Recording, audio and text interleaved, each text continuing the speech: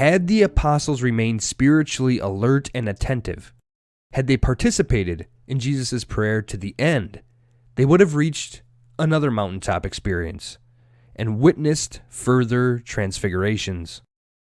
For on Mount Calvary, two individuals entered into the prayer of Christ and thereby drew closer to the life of God. I want to suggest that in these two individuals, we witness what the beginning of a transfigured life looks like. And once again, prayer is at the center. Should they have participated in Jesus' prayer to the end, on the one hand, the apostles would have witnessed the transfiguration of one of the thieves crucified with Jesus, known traditionally as the good thief and given the name Dismas.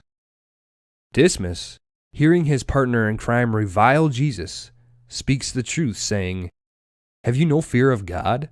For you are subject to the same condemnation. And indeed, we have been condemned justly, for the sentence we received corresponds to our crimes. But this man has done nothing criminal." Then Dismas turns to Jesus and enters his prayer, saying, "Jesus, remember me when you come into your kingdom." Jesus responds and says, "Amen, I say to you, today you will be with me in paradise." Then, in a sense, gathering up the good thief's prayer into his own, Jesus utters his last prayer, his final spoken fiat to the Father, accomplishing a life lived out of an unrestricted yes to God, saying, "Father, into your hands I commend my spirit." Immediately after, another transfiguration takes place. For Luke tells us that the centurion who witnessed what happened glorified God and said, "This man was innocent beyond doubt."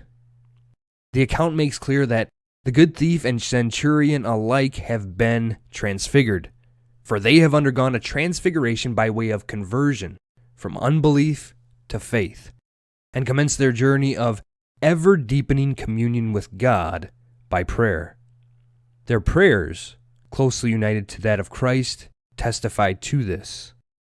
Thus, in their lives, we glimpse the very beginnings of the process, which culminates in the life Peter, James, and John caught sight of momentarily on the Mount of the Transfiguration.